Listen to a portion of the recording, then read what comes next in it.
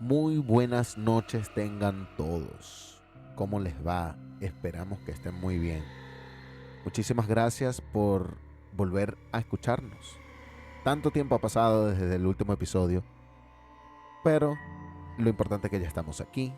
Ustedes se encuentran con nosotros en otro episodio de su podcast cultural guión terrorífico favorito, que tiene por nombre De que vuelan, vuelan, donde yo, Jesús Javier Sierra, les voy a hablar de leyendas de espantos, espectros, apariciones y todos esos cuentos que de cuando éramos más pequeños nos causaban terror y pesadillas, pero que siempre nos entretenían por demás. Qué grato estar otra vez con ustedes, qué grato volver a sus oídos. Apreciamos muchísimo el cariño que siempre nos dan, porque siempre hay alguien, siempre hay view, siempre hay un like, siempre hay un comentario. Y esas son las cositas que, como siempre lo hemos dicho, aunque sean dos, una o 10 personas que nos escuchen, lo importante es que siempre hay como que ese estar pendiente de qué va a pasar, cuándo van a volver y bueno, tardamos, pero aquí estamos. Es lo importante y bien, sin más que agregar, a lo que vinimos. Nuestro mundo moderno, plagado de avances tecnológicos, viajes al espacio y un sinfín de razonamientos científicos, sigue aún sin poder escapar del misterio a lo desconocido. La cultura, bien sea de paso, consolidada en las raíces de las tradiciones, cuentos, historias que pasan de generación en generación, que se funden en la cultura popular de los pueblos y que da a las personas el sentido de identidad, no se puede borrar ni siquiera con el paso del tiempo. Con un único pensamiento sobre épocas pasadas que tus ancestros más cercanos, digamos por ejemplo tus abuelos, ya no pudieran recordar. Bueno, pues la historia del hombre viene recorriendo miles de años.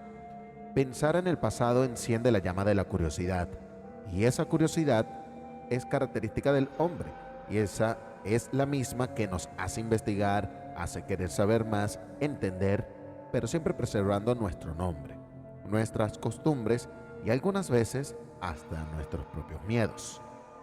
En este espacio no somos ajenos a esto. Más allá de entender, nos seguimos preguntando y preguntando cada vez más por qué esto y por qué aquello.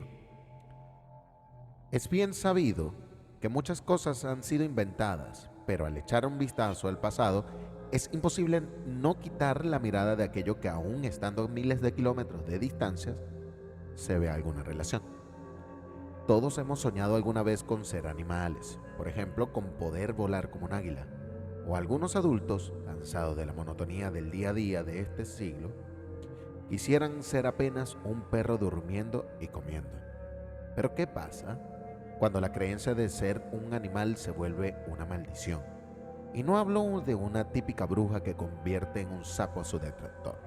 No, hablamos de algo mucho más siniestro, terrorífico, algo que puede dar el suficiente miedo como para cuidarse, temer y respetar esas historias. Hoy tomaremos una historia famosa y por supuesto terrorífica, folclórica, cultural y hasta pop. ¿Qué pasa cuando un hombre pierde todo el sentido de decencia y se rebaja a sus instintos sin tomar conciencia del daño que hace? Y no hablamos de un daño estratégico, no, simplemente de daño, imparable, fuerte y casi indestructible.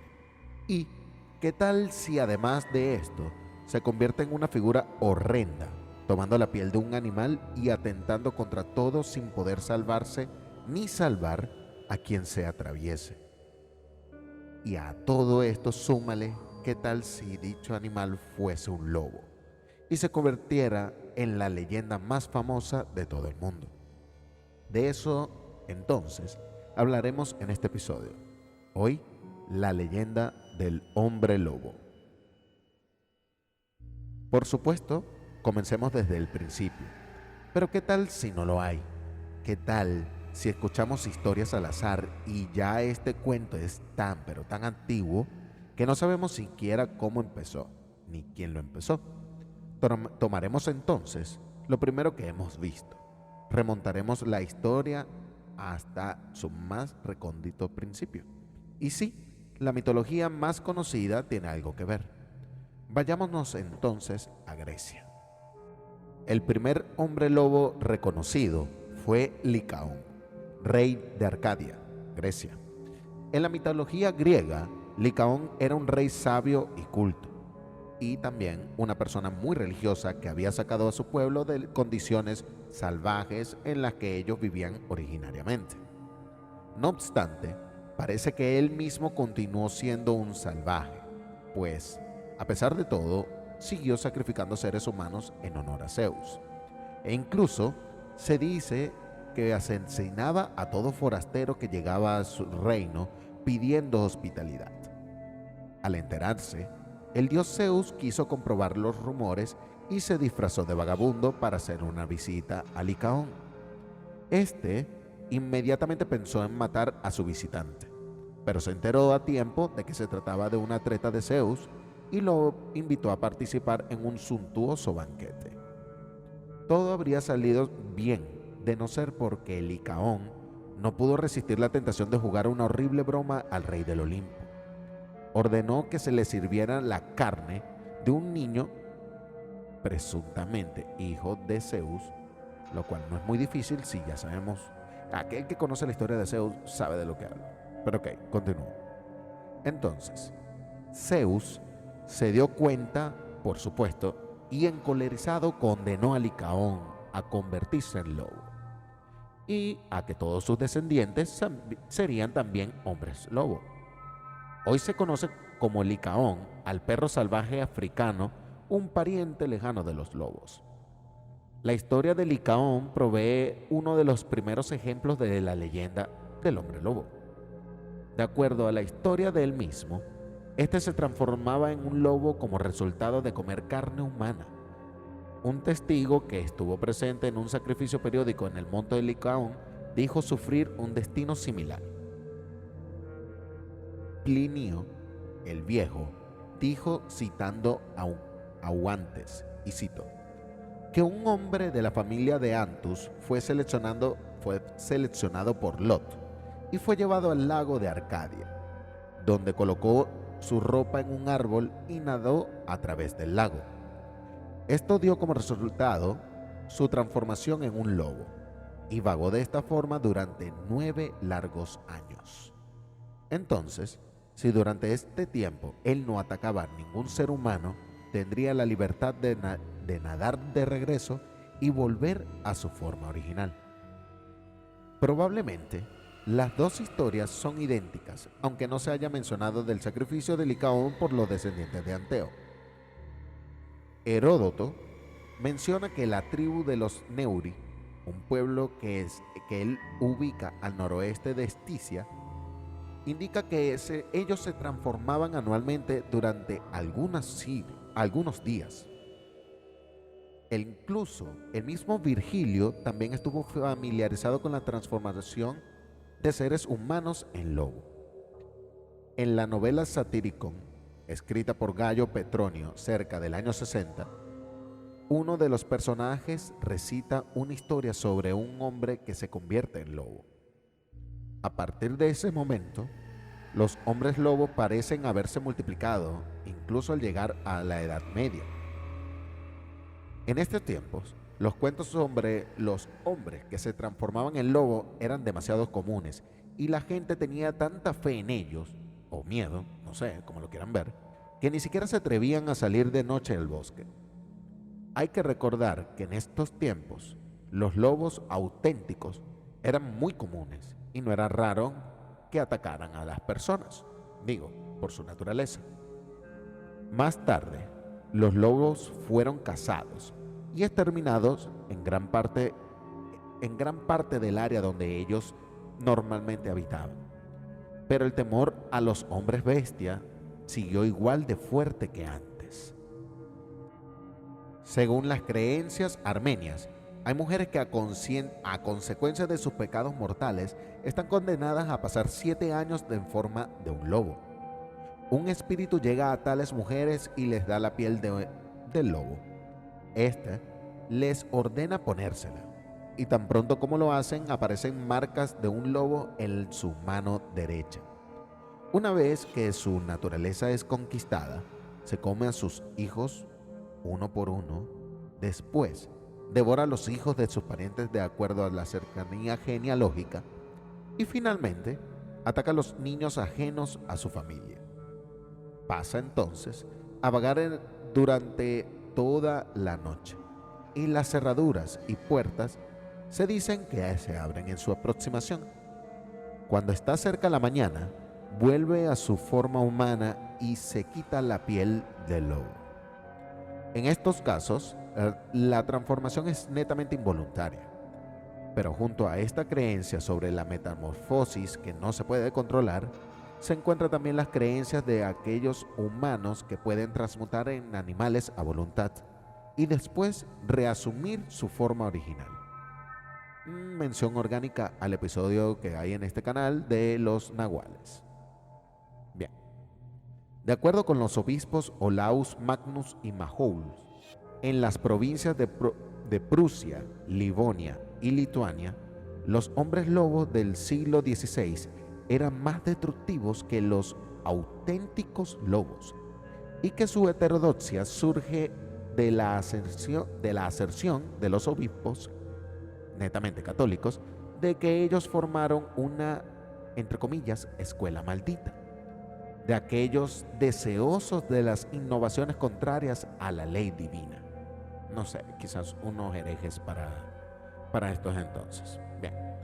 Sin embargo, al principio del siglo XVII, en Inglaterra, los castigos por brujería eran aún perseguidos celosamente por James I de Inglaterra. Para entonces, el lobo ya estaba extinto hace largo tiempo, por lo que este piadoso monarca estaba libre de acusar a los werewolves como víctimas de una ilusión inducida por una superabundancia de melancolía natural. Bueno, solamente las criaturas pequeñas tales como el gato, las liebres y la comadreja permanecían como vehículos para que el hechicero malo se transformase en ellos. Los hombres lobos de la dispensación cristiana no eran todos considerados como herejes o viciosamente dispuestos en contra de la humanidad. Podemos entender que el origen es bastante antiguo, pero ¿cuáles son las características de este monstruoso ser de donde sale tanta maldad? ¿Y cómo se mezcla en nuestras tradiciones? Bien, aún hoy, mucha gente cree en la existencia de los hombres lobos o de otras clases de hombres bestias. Realmente no hay que confundir los términos. A ver, licántropo es aquel hombre que, debido a algún trastorno psicológico, cree haber asumido el aspecto, voz y comportamiento de un lobo, a pesar de que realmente no haya sufrido ninguna transformación física, lo cual lleva a actuar de acuerdo a ello. Entiéndase esto como matando y cometiendo actos de canibalismo. Por su parte, el hombre lobo es tradicionalmente un hombre que, por efectos de magia o por propensión natural, posee la habilidad de transformar su aspecto en el de un lobo. Todas las características típicas de aquel animal, como la ferocidad, la fuerza, la astucia y la rapidez, son en ellos claramente manifiestas, para desgracia de todos aquellos que se cruzan en su camino.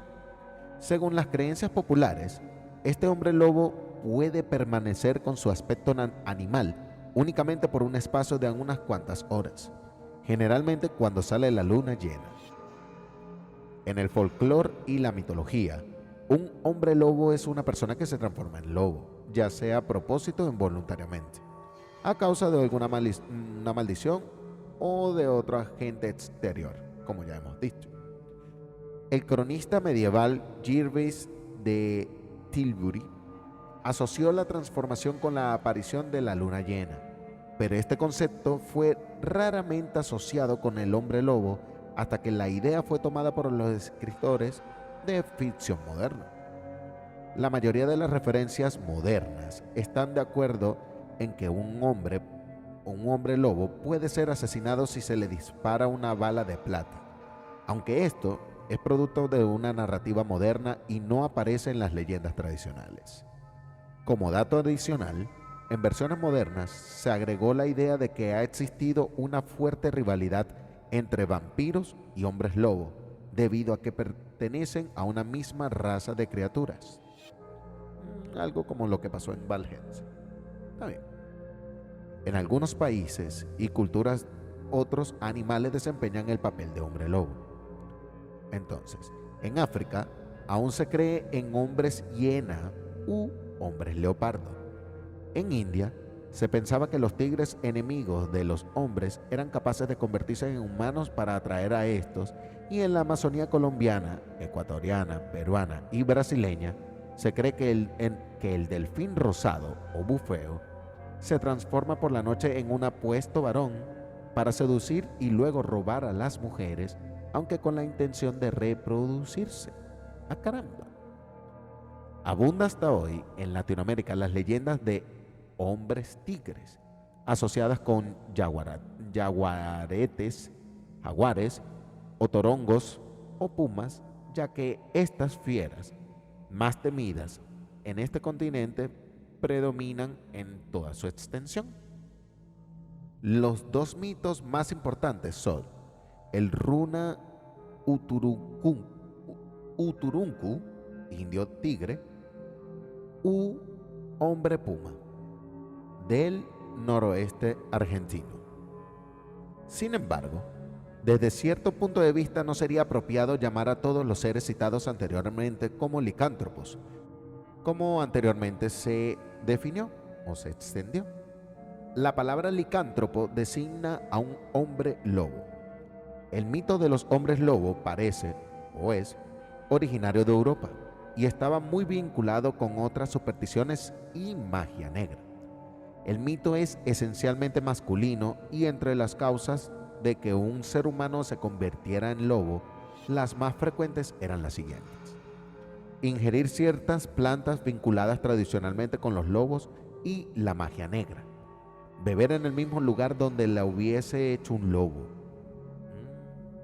cubrirse con la piel de un lobo, también raro, dormir desnudo a la luz de la luna llena realmente, usar una prenda hecha de piel de lobo, adquirir la capacidad de transformarse en lobo mediante magia y sortilegios, ser el séptimo hijo varón de una familia y no ser bautizado, bastante específico esto, y obviamente no podría faltar en la lista ser mordido por otro hombre lobo.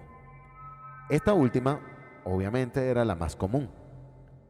Tener relaciones sexuales con un hombre lobo está dentro de esta lista.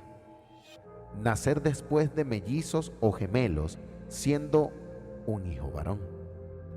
En todos los casos, la explicación tradicional del mito parece solapar la violación de alguna norma natural o social. Ciertamente. Puede, como el más moderno y literario mito del hombre y la bestia, resumir las tendencias conscientes y sociales del hombre y sus tendencias pulsionales inconscientes.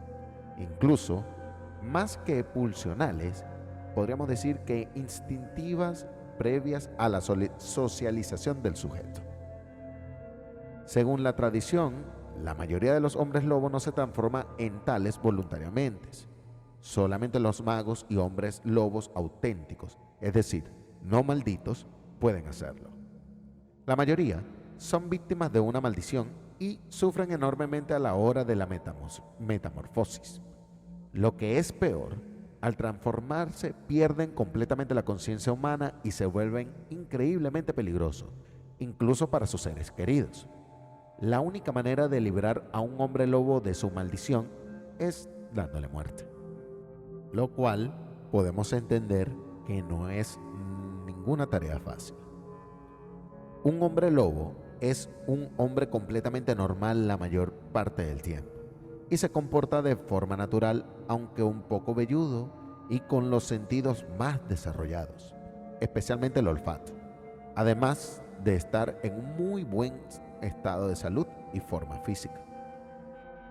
En el folclore ruso podemos encontrar una especie de encantamiento que aún es familiar en la madre Rusia. También se dice que cuando una mujer da a luz a 6 niñas, nacerá un séptimo varón y será un hombre lobo. En el folclore gallego, portugués y el de Uruguay, Argentina y Brasil, es el séptimo de los hijos varones. Destaca que esta creencia estuvo tan extendida en Uruguay, Argentina y Paraguay, donde el hombre lobo derivó o se fusionó en la leyenda del ser llamado el lobizón o liuzón, en que los séptimos hijos eran abandonados incluso, cedidos o dados en adopción y en el peor de los casos, asesinados. Incluso en 1907, el presidente de Argentina hizo el primer padrinazgo oficial y en 1973 emitió un decreto para legalizar esta costumbre. El Estado ahora les otorga una medalla de oro en su bautismo y una beca escolar hasta la edad de 21 años. Imagínate tú. Esto logró finalizar con los abandonos de niños y aún es tradicional que el presidente sea el padrino de los séptimos hijos.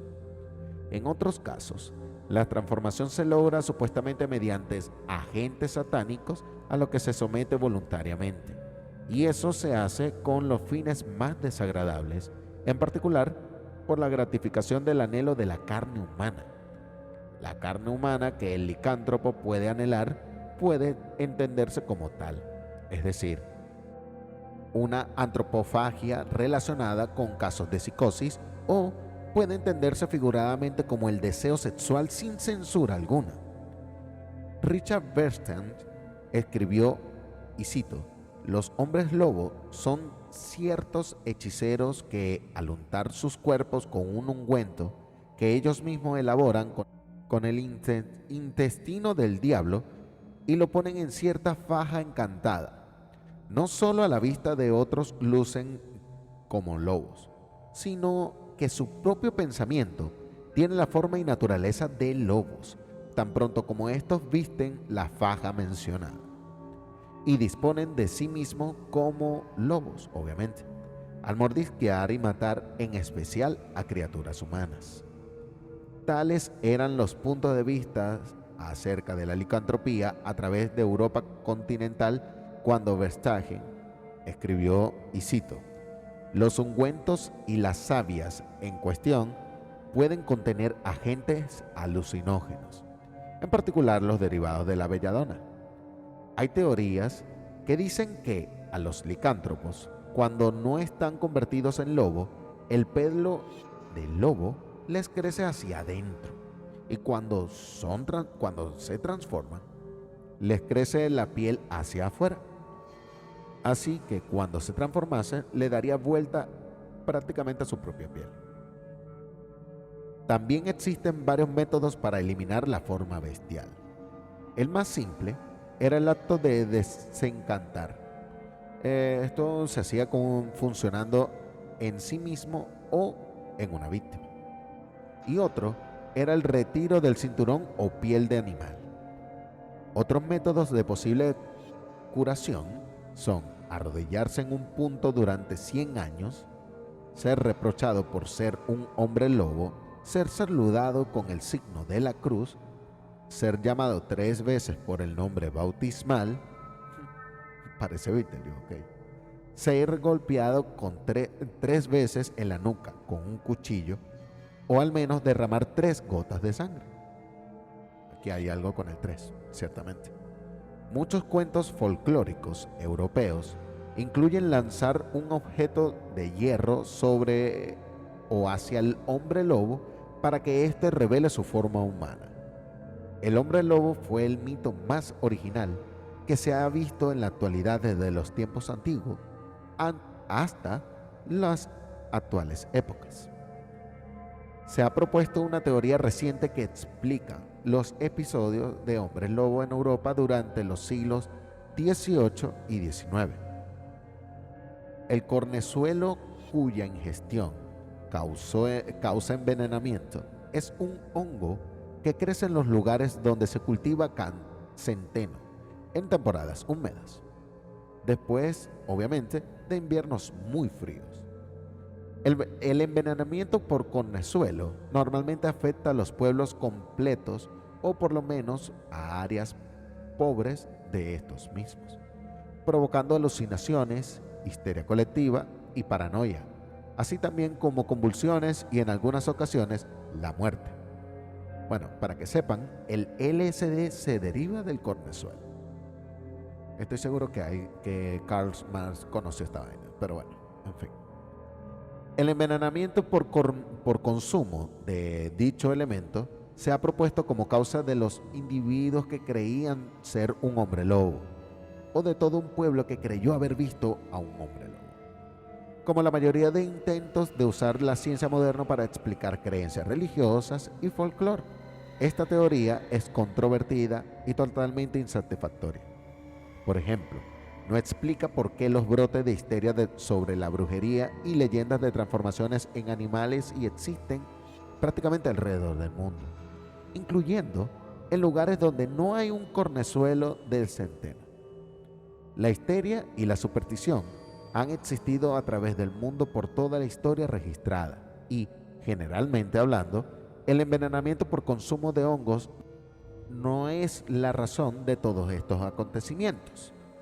Similarmente, algunos investigadores modernos han intentado utilizar condiciones tales como la rabia, hipertricosis, es decir, el crecimiento excesivo del pelo sobre el cuerpo entero, o porfiria, lo cual es un desorden enzimático con síntomas que incluyen alucinaciones y paranoia. Todo esto como explicación para la creencia del hombre lobo, aunque los síntomas de estas dolencias no emparejan completamente con el folclore o la evidencia de los episodios de histeria colectiva. También existe un raro desorden mental llamado licantropía clínica, en la que una persona afectada tiene una ilusoria creencia de que él o ella se está transformando en otro animal. Bueno, somos animales. Ajá, en fin, en un animal. Aunque no siempre es un lobo o un hombre lobo. Otros creen que las leyendas de hombre lobo nacieron como parte del chamanismo y tótems, animales en las culturas primitivas basadas en la naturaleza. El término teriantropía ha sido adoptado para describir un concepto espiritual en el que el individuo cree que él o ella tienen el espíritu o el alma en su totalidad o en parte de un animal, es decir, de un ser no humano. Bíblicamente hablando, no se conoce ninguna referencia a esto, obvio, ni datos congruentes de su existencia, bíblicamente hablando. Pero bien, aunque podemos encontrar ciertas relaciones con el catolicismo, pues todos los ángeles, buenos y malos, tienen el poder de transmutar nuestros cuerpos. Fue la sentencia de Santo Tomás de Aquino. San Patricio transformó a Vereticus, un rey de Gales, en un lobo, y San Natalio maldijo a una ilustre familia irlandesa con el resultado de que cada miembro de ella estaba condenado a ser un lobo por 7 años. En otras historias, la voluntad divina es más directa. En Rusia, se supone que los hombres se convierten en lobo al incurrir en la cólera del diablo. Ciertas creencias sobre el hombre lobo se basan en los acontecimientos documentados. La bestia de Gévaudan es una criatura que aterrorizó el área general de la provincia de Gévaudan, en el actual departamento de Lozère, en las montañas de Margerie, al sur de Francia, en el lapso de 1764 a 1767. La bestia Fue descrita frecuentemente como un lobo gigante, atacando el ganado y a seres humanos sin distinción alguna. Fue abatida, según los relatos, por Jan Chastelcon con una bala de plata. De allí el mito de que los hombres lobos solo pueden matarse con este artilugio. 2 siglos antes de todo lo anteriormente mencionado, tenemos una historia muy relevante respecto a esto, y data de 1589, cuando un próspero burgués alemán fue acusado de transformarse en un espantoso lobo para asesinar y devorar a niños y adultos. El 31 de octubre de 1589, el numeroso público congregado en la plaza de la ciudad alemana de Bedburg, en el electorado de Colonia, tuvo ocasión de presenciar una ejecución espeluznante. El reo era Peter Stump, un rico hacendado de 50 años de edad, al que se le acusaba de haber tomado mediante un pacto con el diablo, la apariencia de un lobo y haber asesinado a varias personas, incluidos niños y mujeres embarazadas, cuyos cerebros prácticamente devoró. Tras ser sometido al tormento del potro para hacerle confesar, vayan y busquen lo que era el potro en ese tiempo. Aunque bueno, buscaremos y dejaremos algo en Instagram referente a esto. Se le aplicó un castigo acorde a los cargos de canibalismo, asesinato y, entre comillas, comercio con el diablo. Primero se le despellejó con unas tenazas al rojo vivo. Fue colocado en una rueda donde se le quebraron todos los huesos con la parte roma de un hacha para evitar que pudiera regresar desde la tumba y vengarse. Imagínense el terror que les profesaba el retorno de este ser que le hicieron todo esto. Por último, fue decapitado y su cuerpo arrojado a la hoguera. La cabeza fue colocada en un poste en el centro del pueblo, junto a la rueda en la que había sido ejecutado y sobre una figura conforme del lobo. Durante el proceso, al parecer, Stump acabó por confesar que practicaba magia negra desde que tenía 12 años y gracias a ello se había hecho tan rico. Además, admitió que el diablo en persona, con quien había hecho un pacto, le había regalado un cinturón mágico, gracias al que se podía transformar en un monstruoso ser con apariencia de lobo, fuerte y poderoso, con grandes y enormes ojos que brillaban como fuego por la noche, con afilados y crueles dientes y con un cuerpo enorme que sostenían unas robustas patas. Esta es la descripción que daba él mismo. Admitió todos los asesinatos de los que se le acusaba, en los que destacan niños de 14 años y 2 mujeres embarazadas, de las que se había comido los fetos y el corazón. Nada más y nada menos. Así también como de haber mantenido relaciones incestuosas con su propia hija y haber tenido un trato carnal con un súcubo. Súcubo, ya saben, un demonio con apariencia de mujer, que el propio diablo le había enviado en varias ocasiones. Uno de los niños asesinados era su propio hijo, del que confesó haberse comido también el cerebro. El proceso de ejecución de Stump se convirtió en un acontecimiento muy mediático en toda Europa. Se imprimieron numerosas hojas volanderas, o sea, unos volantes de la época, que rápidamente se tradujeron al inglés, el holandés y al danés, en las que se contaba la verdadera y maravillosa noticia del campesino que, con artes de magia, se transformaba en lobo durante 7 horas al día. Y se explicaba cómo Stump tenía un cinturón y cuando se lo ataba al cuerpo se transformaba en la figura de un espantoso lobo.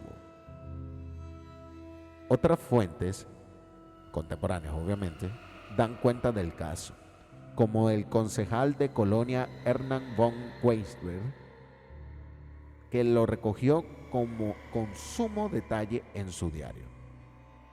También tenemos otro caso, esta vez en Haití.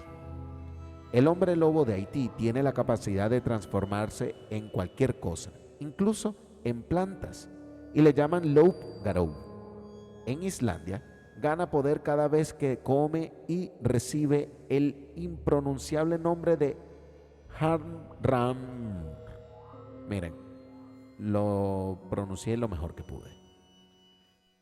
Más allá de lo que hemos mencionado de la literatura moderna y la introducción de los temas de los artilugios de plata, se dice que la razón por la cual es tan imprescindible las balas de dicho material es porque tiene el mismo origen que el de la maldición más mundana, según la cual si rompes un espejo, que en muchísimos años atrás su componente principal era la plata, si rompías uno de estos tenías 7 años de mala suerte.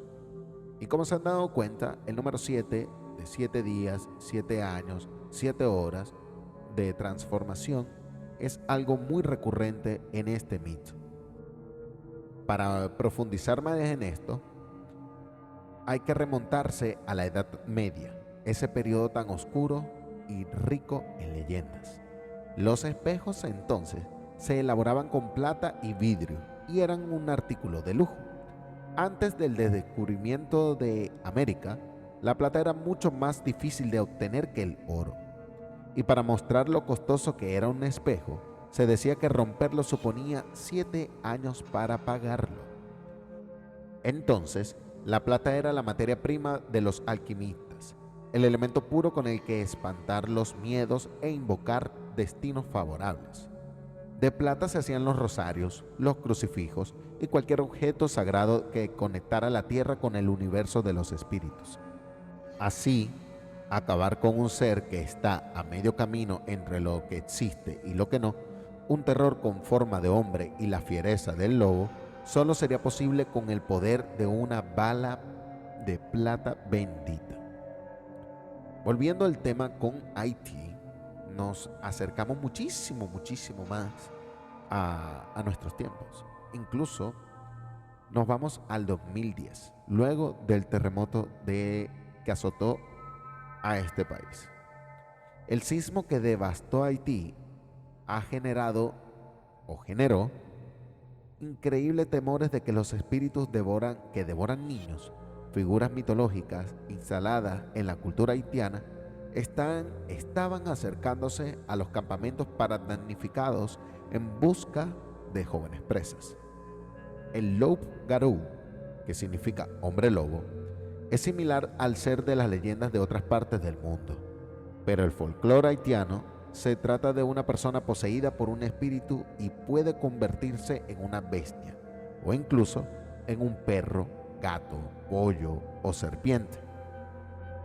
Los haitianos temen al Loup-Garou la mayoría de las veces, e incluso más de que a un poderosísimo terremoto destruyera la empobrecida capital de Puerto Príncipe hace unos cuantos años atrás, causando la muerte de hasta 200.000 personas y obligando a cientos de miles a dormir en campamentos o en las calles.